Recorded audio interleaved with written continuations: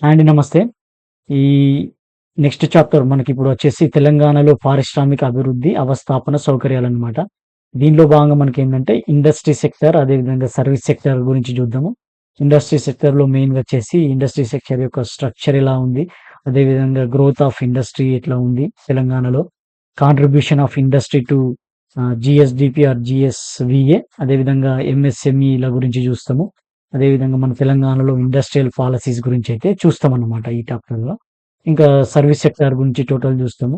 ఇంకా social and economic infrastructure గురించయితే ఈ యూనిట్‌లో మనం చూస్తామన్నమాట. కాబట్టి నెక్స్ట్ మనకి ఇందులో భాగంగా మనకొచ్చేసి structure and growth of industry తెలంగాణలో ఎలా ఉందనేసి మనం చూద్దామన్నమాట. మనకొచ్చేసి స్ట్రక్చర్ అంటే ఫస్టు పారిశ్రామిక రంగం యొక్క స్ట్రక్చర్ అనేది మన తెలంగాణలో ఎలా ఉంది? అంటే తెలంగాణ అయినా, ఇండియా అయినా యాస్ వెల్ యాస్ సేమ్ ఉంటది.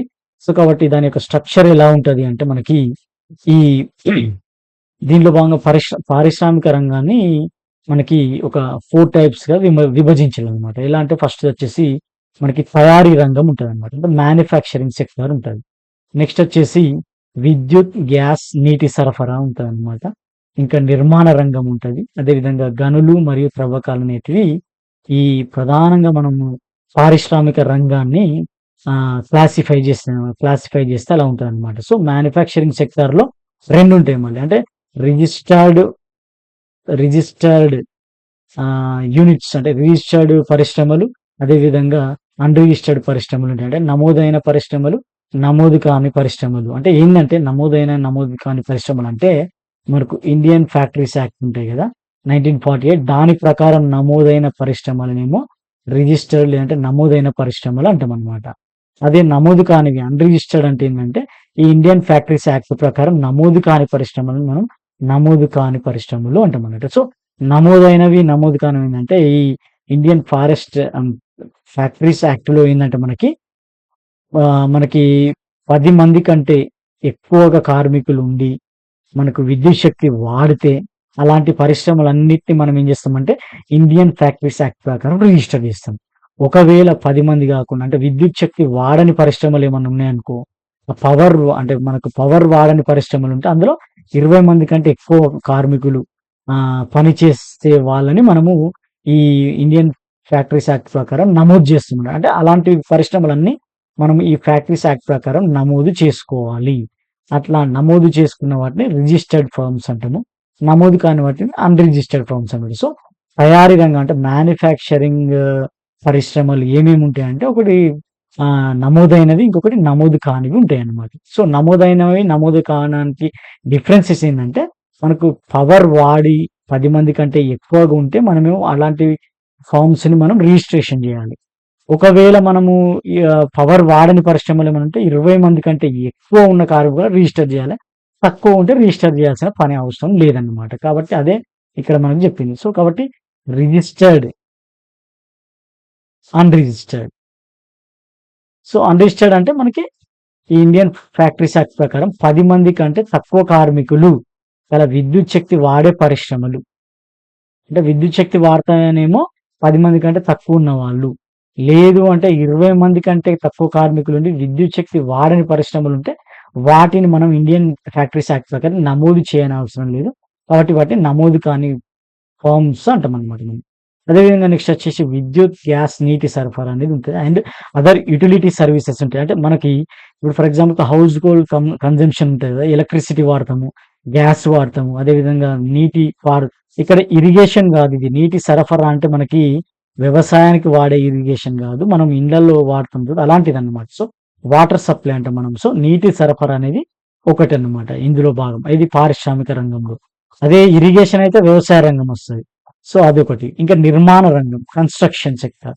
సో, కన్‌స్ట్రక్షన్ సెక్టార్ ఒకటుంటది. అదే విధంగా గనులు మరియు తవ్వకాలు. గనులు మరియు అంటే మైన్స్ అండ్ క్వారీయింగ్ అంటాం మనం. గనులు మరియు తవ్వకాలను గూడా ఈ ఇండస్ట్రీ సెక్టార్‌లో భాగంగా మనం చూయిస్తామన్నమాట. సో, ఈ పై 3 ఉన్నాయిగా తయారీ రంగము, విద్యుత్, గ్యాస్, నీటి సరఫరా ఇవి ప్లస్ నిర్మాణ రంగం ఉంటే దీన్నేమంటామంటే ద్వితీయ రంగం అంటాం. అంటే సెకండరీ సెక్టార్ అంటాం. అంటే మనకు primary sector, secondary sector, tertiary sector ఇట్లా ఉంటాయిగా తృతీయ రంగం అని. అట్లయితేనేమో నిర్మాణ రంగం వరకే. దానికి గనులు మరియు త్రవ్వకాలు యాడ్ చేస్తే అప్పుడు అది ఇండస్ట్రియల్ సెక్టర్ అయితే అనమాట. సో, ఈ క్లాసిఫికేషన్ అనేది చాలా ఇంపార్టెంటు. సో, పారిశ్రామిక రంగంలో ఏమేమొస్తాయి మ్యానుఫ్యాక్చరింగ్ రంగం ఉంటది. మ్యానుఫ్యాక్చరింగ్ దాంట్లో రిజిస్టర్డ్ ఫార్మ్స్ ఉంటాయి. అన్‌రిజిస్టర్డ్ ఫార్మ్స్ ఉంటాయి. ఇంకా విద్యుత్, గ్యాస్, నీటి సరఫరా ఉంటది. నిర్మాణ రంగం ఉంటది. గనులు మరియు త్రవ్వకాలుంటాయి. ఎందుకంటే చాలా చాలా ఇంపార్టెంట్ అట్లా. ఇంకా తెలంగాణలో వచ్చేసి మనకు ఫస్ట్ మ్యానుఫ్యాక్చరింగ్ అంటే తయారీ రంగ పరిశ్రమలు ఏమున్నాయి? అంటే ఎలాంటివున్నాయంటే ఆహార పదార్థాలు, లోహేతర ఖనిజ ఉత్పత్తులుంటాయి. అలాంటి పరిశ్రమలు మన తెలంగాణలో ఉన్నాయన్నమాట. తయారు చేసిన లోహాలు, ఇంకా ప్లాస్టిక్ సామాగ్రి, అదేవిధంగా వ్యవసాయ రంగానికి ఉపయోగపడే యంత్రాలు, అదేవిధంగా యంత్ర పరికరాలు, ఫార్మాస్యూటికల్స్, విద్యుత్ పరికరాలు మరియు ప్రాథమికాల లోహాల తయారీ మొదలైనటువంటి పరిశ్రమలు అంటే తయారీ అంటే మ్యానుఫ్యాక్చరింగ్ యూనిట్స్ ఉన్నాయన్నమాట తెలంగాణలో. అట్లా అంటే మన తెలంగాణలో ఏమేమి ఉన్నాయి? ఎలాంటి ఉన్నాయంటే ఇలాంటివి ఉన్నాయి. అంత ఇంపార్టెంట్ కాదు. బట్ ఇట్లా అది. నెక్స్ట్ వచ్చేసి మనకి పరిశ్రమలను ప్రధానంగా మనం 3 రకాలుగా విభజించవచ్చు. అంటే పరిశ్రమలు. పైదేమో ఇండస్ట్రీ సెక్టార్‌ని వర్గీకరించినాము. ఇదొచ్చేసి పరిశ్రమలు. పరిశ్రమలు ప్రధానంగా ఏముంటాయంటే కార్పొరేట్ పరిశ్రమలుంటాయి. కార్పొరేట్ పరిశ్రమలు, కార్పొరేటేతర పరిశ్రమలు అంటే కార్పొరేట్ పరిశ్రమలు కానివి. ఇంకా ఇతర పరిశ్రమలు అనేటివి ఉంటాయన్నమాట. ఇతర పరిశ్రమలు అంటే 3 రకాలుగా వర్గీకరించారు. ప్రధానంగా పరిశ్రమలను 3 రకాలుగా వర్గీకరించవచ్చు. కార్పొరేట్, కార్పొరేటేతర, ఇతర పరిశ్రమలుగా. కార్పొరేటేతర రంగంలో ఏముంటాయంటే ఈ వ్యక్తిగత మరియు భాగస్వామ్య కంపెనీలు ఉంటాయన్నమాట. సో, పార్ట్నర్‌షిప్ కంపెనీస్, అదేవిధంగా ఇండివిడ్యువల్ ప్రొప్రైటరీ కంపెనీస్ అనేవి కార్పొరేటేతర రంగంలో ఉంటాయన్నమాట. ఇంకా కార్పొరేట్ రంగంలో ప్రైవేట్ లిమిటెడ్ కంపెనీలు ఉంటాయన్నమాట. సో, ప్రైవేట్ లిమిటెడ్ కంపెనీ అని ఉంటే కార్పొరేట్ రంగం కింద వస్తదనమాట. సో, వ్యక్తిగతం అంటే ఫర్ ఎగ్జాంపుల్‌కి ప్రొప్రైటర్ ఉంటారు కదా! మన లాంటి వ్యక్తులు ఏదైనా ఒక ఫర్మ్ పెట్టుకుంటే అది వ్యక్తిగతం. అది కార్పొరేటేతరము. లేదు ఒకరిద్దరు ముగ్గురు కలిసి చేస్తే అది భాగస్వామ్య కంపెనీ. ఇంకా కార్పొరేట్ ప్రైవేట్ లిమిటెడ్ అని ఉంటది కదా! అలాంటివన్నీ కార్పొరేట్ రంగంలోకొస్తాయి. ఇంకా ఇతర రంగాల్లోని ఫార్మ్స్ ఎలాంటివంటే మనకు ఖాదీ, గ్రామీణ పరిశ్రమలు, హ్యాండ్లూమ్స్, సహకార సొసైటీలు లాంటివన్నీ ఇతర రంగాల్లోకి వస్తాయన్నమాట. సో, ఇవి కార్పొరేట్ కాదు, కార్పొరేటేతర కాదన్నమాట అట్లాంటివి. ఇంకా నెక్స్ట్ వచ్చేసి మనకి మైక్రోస్ స్మాల్, మీడియం ఎంటర్‌ప్రైజెస్ అని ఉంటాయన్నమాట. సో, ఈ మైక్రో, స్మాల్, మీడియం ఎంటర్‌ప్రైజెస్ అనే పరిశ్రమలు కూడా ఉంటాయి మనకి. ఇవొచ్చేసి దీని గురించి సెపరేట్ టాపిక్ ఉంటుంది. మనం అక్కడ చూద్దాం. దాని డెఫినిషన్ ఏముంటది, ఏం కదంటే. అదేవిధంగా మనకి ఈ మెగా ప్రాజెక్ట్ అంటే ఏంటి? మెగా ప్రాజెక్ట్ డెఫినిషన్ ఏందంటే మనకి 200,00,00,000 లేదా అంతకంటే మించిన పెట్టుబడితో ఏర్పాటు చేయాలి. ఏదైనా ఒక ప్రాజెక్టు 200,00,00,000 లేదా అంతకంటే ఎక్కువ అమౌంట్ తోటి మనకు పెట్టుబడితో ఏర్పాటైతే అలాంటి ప్రాజెక్ట్‌ని మెగా ప్రాజెక్ట్ అంటాం. లేదు అంటే ఆ ప్రాజెక్ట్‌లో వచ్చేసి 1000 మందికి పైగా వ్యక్తులకి ఉపాధిని సృష్టించే పారిశ్రామిక యూనిట్‌ని మనము మెగా ప్రాజెక్ట్ అంటాం. సో, డెఫినిషన్ అడుగుతారు. మెగా ప్రాజెక్ట్ అంటే ఏంటిదని అడుగుతారు. అట్లా చూసుకోవాలి మీరు. అది. నెక్స్ట్ వచ్చేసి ఇక మనకి మెయిన్ క్లాసిఫికేషన్ చూసినాం మనం. అంటే స్ట్రక్చర్ ఎట్లా ఉంది అంటే మనకి ఇది ఇంపార్టెంట్. స్ట్రక్చర్ 4 తయారీ రంగము, అందులో రిజిస్టర్డ్, అన్‌రిజిస్టర్డ్, విద్యుత్, గ్యాస్, నీటి సరఫరా అండ్ అదర్ యుటిలిటీ సర్వీసెస్ కూడా ఉంటాయి. నిర్మాణ రంగం ఉంటది. గనులు, త్రవ్వకాలు ఉంటాయన్నమాట. ఇదేమో స్ట్రక్చర్. ఇంకా తెలంగాణలో వచ్చేసి ఎట్లా పరిశ్రమలు వృద్ధి చెందినాయంటే మనకి ఫస్ట్ ఏందంటే ఈ స్వాతంత్రానికి పూర్వం కొన్ని పరిశ్రమలు మనకు నిజాం కాలంలో ఏర్పాటు చేయడం జరిగింది. అలాంటి పరిశ్రమలు ఏందంటే మనకి Karkhana Zinda Tilismat 1920, Singareni collieries 1921, Wazir Sultan tobacco company 1930, Azam Jahi mills 1934, Nizam sugar factory 1937, Allwyn metal works 1942, Praga tools 1943, Deccan airways limited 1945, అదేవిధంగా హైదరాబాద్ ఆస్బెస్టాస్ 1946, సర్ సిల్క్స్ 1946. అట్లా ఇవన్నిటివి మనకి స్వాతంత్రానికి పూర్వం మనకు తెలంగాణలో ఏర్పాటు చేసిన పరిశ్రమలు. ఇంకా స్వాతంత్రం తర్వాత మనకేందంటే ఆంధ్రప్రదేశ్ ఏర్పాటు జరిగింది. ఉమ్మడి ఆంధ్రప్రదేశ్‌లో గూడా ప్రధానంగా మనకి ప్రభుత్వంలో ప్రభుత్వ రంగం అయితే మనకి కొన్ని కంపెనీలను ఎస్టాబ్లిష్ చేశారు. అదేవిధంగా అది మెయిన్‌గా వచ్చేసి హైదరాబాద్ చుట్టుపక్కల ప్రాంతాల్లో కేంద్ర ప్రభుత్వం కీలకంగా పెట్టుబడులు పెట్టిందన్నమాట. హైదరాబాద్, రంగారెడ్డి, మెదక్, ఇంకా అదేవిధంగా కొన్ని మన ఉమ్మడి మహబూబ్‌నగర్ జిల్లా ఈ చుట్టుపక్కల ప్రాంతాల్లో కేంద్ర ప్రభుత్వ సంస్థలను ప్రధానంగా మనకి ఏర్పాటు చేయడం జరిగిందనమాట. ఇవన్నీ వచ్చేసి మనకి మూలధన సాంద్రతతో కూడుకున్నటువంటి ప్రధాన ప్రభుత్వ రంగ పెట్టుబడులన్నమాట. సో, మనకి ఆంధ్రాలో చూసుకుంటే విశాఖపట్నంలో, తెలంగాణలో చూసుకుంటే హైదరాబాద్‌కు చుట్టుపక్కల ప్రాంతాల్లో మనకి ఇవి ఏర్పాటు చేయడం అయితే జరిగిందనమాట. ఇంకా మనకొచ్చేసి ఈ పరిశ్రమలొచ్చేసి మనకేందంటే 1970 నుంచి 85 మధ్య కాలంలో మనకి అనేక పరిశ్రమలు ఏర్పాటు చేయడం అనేది జరిగిందనమాట. అంటే అప్పుడు కొంచెం ఎక్కువ ఏర్పాటు చేయడం అనేది జరిగిందనమాట. ఇంకా మనకు మెయిన్‌గా కొన్ని పరిశ్రమలు ఏముంటాయంటే, ఈ Bharat heavy electricals limited BHEL 1964 అంటే మనకి ఇయర్ అడుగుతారు. ఎప్పుడు ఏర్పాటు చేశారు అనేసి. హిందుస్థాన్ ఏరోనాటిక్స్ లిమిటెడ్ 1964 అదేవిధంగా ECIL electronic corporation of India ECIL 1967 Indian drugs మరియు pharmaceutical limiteds IDPL 1961 HMT Hindustan machine tools అది 1953 బీడీఎల్ 1970 మిదాని 1973 డిఆర్డిఎల్ 1962 ఎరువుల కర్మాగారం అదే ఫెర్టిలైజర్ కార్పొరేషన్ ఆఫ్ ఇండియా 1956 వంటి కర్మాగారాలు అంటే పెద్ద పెద్ద ఫ్యాక్టరీలను మనకి హైదరాబాద్ సమీపంలో ప్రభుత్వ రంగ సంస్థలుగా ఏర్పాటు చేయడం అనేది జరిగిందనమాట. సో కాబట్టి ఏంటంటే మనకి ఈ ఏర్పాటు అయిన ఇయర్స్ అట్లా మ్యాచ్ ద ఫాలోయింగ్స్ అట్లా అడుగుతుంటారు అనమాట. సో అవి ఇచ్చేసి ఏ ఇయర్ లో ఏర్పాటు చేశారు అడుగుతారు అనమాట. సో కాబట్టి అది ప్రతి ఇయర్ మీరు గుర్తుపెట్టుకోవాల్సిన అవసరం ఉంటదన్నమాట. ఇంకా నెక్స్ట్ వచ్చేసి మనకి ఈ పారిశ్రామిక రంగం అనేది తెలంగాణ ప్రాంతంలో ఎట్లా వృద్ధి చెందిందంటే మనకి డేటా అయితే 2005 నుంచి ఇవ్వడం జరిగిందనమాట. సో ఇండస్ట్రియల్ సెక్టర్ యొక్క గ్రోత్ రేట్ అనేది మనకి ఇచ్చిల్లనమాట. సో ఇయర్ 2005-6 అంటే ఫైనాన్షియల్ ఇయర్ 5-6 13.8% ఉందన్నమాట growth rate at constant prices. So industrial sector growth rate అయితే స్థిర ధరల్లో ఎట్లుంది అంటే 13.8% గ్రోత్ ఉందన్నమాట. 2006-7 లో 17.1, 2007-8 లో 6.4 అట్లా ప్రతిదీ ఇవ్వడం జరిగిందనమాట. సో ఇక్కడ చూడండి 2012-13 లో నెగిటివ్ గ్రోత్ ఉంది, మనకి నెగిటివ్ గ్రోత్ ఉందన్నమాట పారిశ్రామిక రంగంగా. 2013-14 లో జస్ట్ 0.1% మాత్రమే గ్రోత్ రేట్ ఉందన్నమాట. కాబట్టి ఏంటంటే మనకి ఇదంతా గుర్తుపెట్టుకోవాలంటే అంత అవసరం లేదు. సో కాబట్టి మీరు చూస్తే ఈ గ్రోత్ రేట్ అనేది ఎట్లుంది మనకి అంటే అన్ఈక్వల్‌గా ఉంది. అంటే పెరుగుతా లేదు, తగ్గుతా లేదు. అట్లా అన్ఈక్వల్‌గా కొంచెం పెరిగింది, తగ్గింది, పెరిగింది అట్లా ఉందన్నమాట. ఒక్కోసారి నెగెటివ్ కూడా పోయిందన్నమాట. సో దానికి వేరియస్ రీజన్స్ ఉంటాయి. కాబట్టి పారిశ్రామిక రంగ వృద్ధి తీరుతెన్నులు అనేది మనకి ఎవ్రీ ఇయర్ అనేది మనకి మిక్స్డ్‌గా ఉందన్నమాట. ఇక్కడ పై పట్టిక నుంచి చూస్తే మనకేందంటే 2006-7లో 17.1 ఉంది. ఏది మనకి తెలంగాణ రాష్ట్రం ఏర్పాటు వరకు మనకి 2006-7 సంవత్సరంలో అత్యధికంగా నమోదైందన్నమాట. మనకి ఇది ఇండస్ట్రియల్ సెక్టర్ గ్రోత్ అనేది.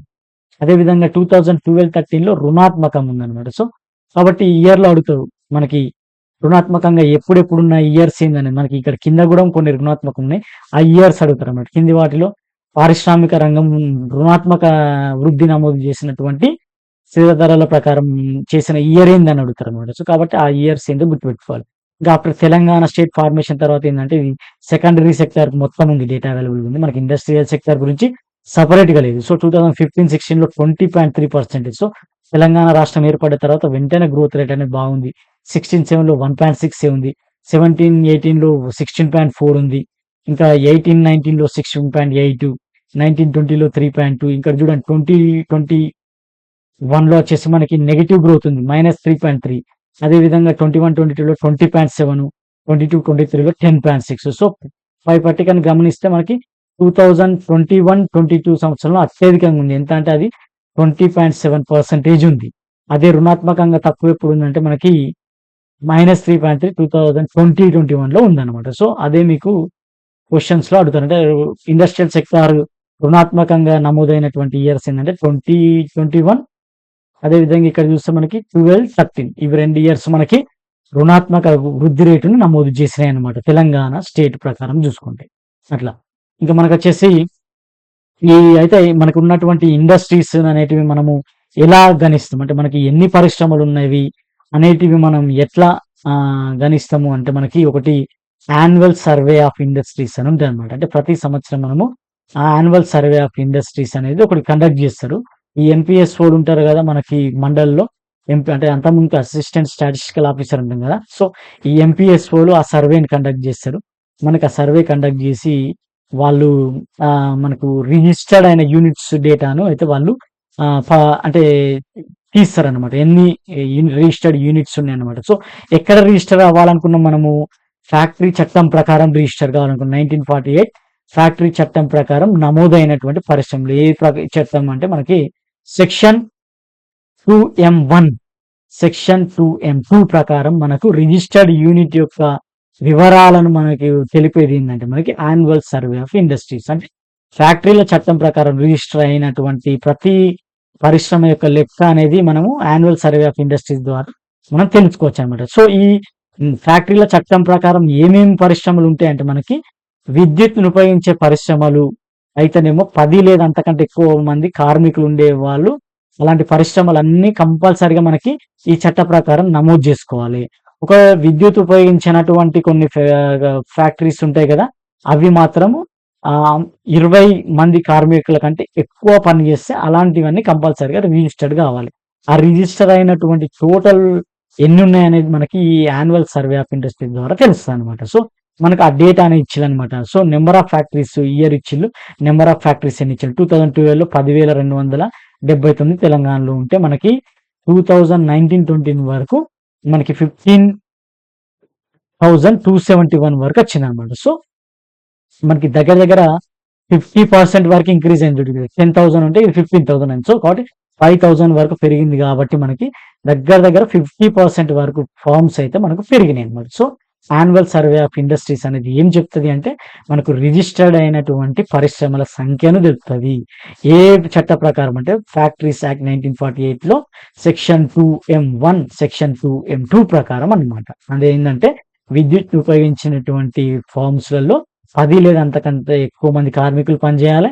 విద్యుత్తును ఉపయోగించని ఫార్మ్స్ ఏమన్నా ఉంటే ఆ పరిశ్రమలు ఏమైనా ఉంటే అందులో 20 లేదా అంతకంటే ఎక్కువ మంది పనిచేసే వాళ్ళు ఈ చట్ట ప్రకారం రిజిస్టర్ అవుతారు. ఒకవేళ తక్కువ పని చేస్తే వాళ్ళు అన్రిజిస్టర్డ్ ఫార్మ్స్ అనమాట. అంటే రిజిస్టర్ చేసుకోవాల్సిన అవసరం ఉండదు అన్నమాట. అది ఇంకా మనకు ఒక స్టాటిస్టిక్స్ పరంగా చూసుకుంటే మనకి 2000 నుంచి 2001 ఇయర్ నుంచి 13-14 వరకు తెలంగాణలో స్థాపించిన భారీ పరిశ్రమల సంఖ్య ఏంటంటే 536 పరిశ్రమలు మనకు తెలంగాణలో 2000 నుంచి 2013 అంటే తెలంగాణ ఫార్మేషన్ బిఫోర్ వరకు 536 పరిశ్రమలు ఏర్పాటు చేశారు. ఇది కొంచెం భారీ పరిశ్రమలు అనమాట. మొత్తం పెట్టుబడులు ఏంటంటే 22,379 కోట్లు. ఇది అంత ఇంపార్టెంట్ అంటే చూసుకోవాలి. అడుగుతారు లేదంటే లేదు. కాకపోతే ఏంటంటే బైఫర్కేషన్ బిఫోర్ ఎంత వచ్చినాయి అంటే మనకి దగ్గర దగ్గర ఈ 2000 నుంచి 2000 ఫార్మేషన్ వరకు ఏంటంటే 22,000 కోట్లు అని గుర్తుపెట్టుకోండి. అదే ఉద్యోగ కల్పన ఏంటంటే 98,903 మంది. సో వాటి అంటే దగ్గర దగ్గర రఫ్గా 1,00,000 మంది వరకు ఉపాధి అయితే ఈ పారిశ్రామిక రంగంలో కలిగిందనమాట. అత్యధిక పరిశ్రమలు వచ్చేసి మనకు ఉమ్మడి రంగారెడ్డి జిల్లాలో ఏర్పాటు చేయడం అయితే జరిగిందనమాట. అత్యధికంగా ఫార్మ్స్ ఏది భారీ పరిశ్రమలు. అతి తక్కువ ఉమ్మడి పరిశ్రమలు అంటే అతి తక్కువ వచ్చేసి మనకి ఉమ్మడి కరీంనగర్ జిల్లాలో అతి తక్కువ పరిశ్రమలను నెలకొల్పడం జరిగింది.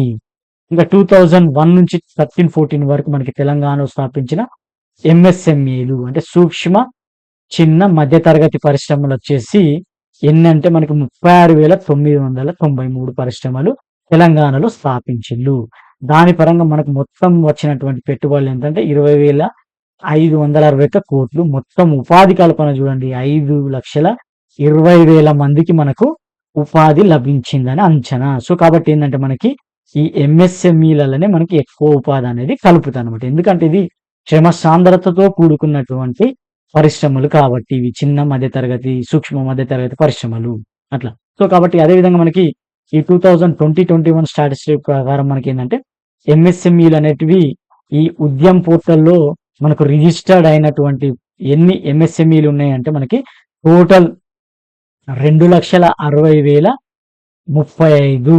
ఇదేమో 2000 నుంచి జస్ట్ 2013-14 వరకేమో మనకి 36,000. బట్ ఈ మొత్తం ఉద్యమ్ పోర్టల్లో రిజిస్టర్డ్ అయిన టోటల్ ఎంఎస్ఎంఈల సంఖ్య ఏంటంటే దగ్గర దగ్గర 2.6 lakhs అన్నమాట.